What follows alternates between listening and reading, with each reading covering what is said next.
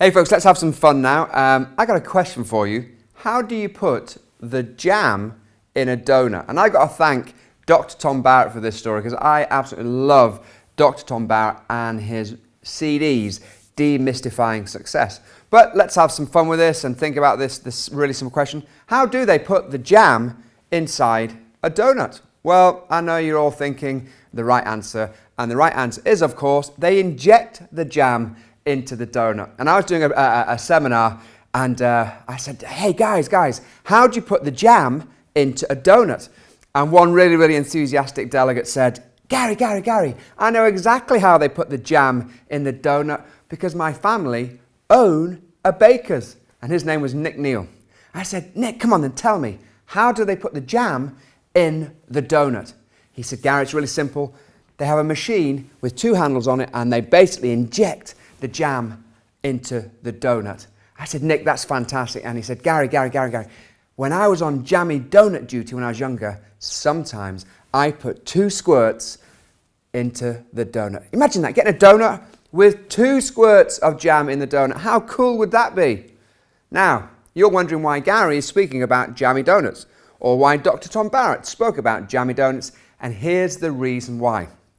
I want you to imagine that your head is the donut and the jam are your thoughts. Who put the jam into your donut? Well, I'm probably thinking you're guessing your parents could have put the jam into your donuts, your teachers, television, the media, your friends. Lots of different people put the jam into your donut. So what actually happened is, from a really early age, you were conditioned to think the way that you did in early life. Now, I have to be perfectly honest, this is a jammy donut, but I don't really like jammy donuts. Or I think over in America you call it jelly donuts, but I don't like jelly donuts. I prefer custard donuts. That's a good old British thing, custard donuts.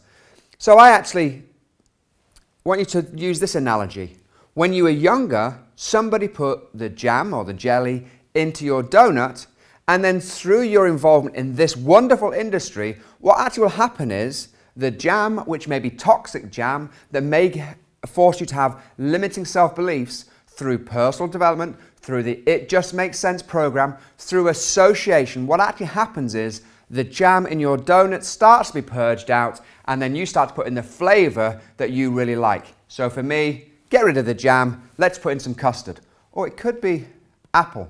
So through the It Just Makes Sense program, through the association of most of the successful people in our wonderful industry, what you need to do is you need to understand a key fundamental part of your life is that your subconscious mind is the most powerful part of your brain. But if the wrong things are going on inside your subconscious mind, you aren't going to grow. You may have a concrete ceiling. It's going to stop you from growing.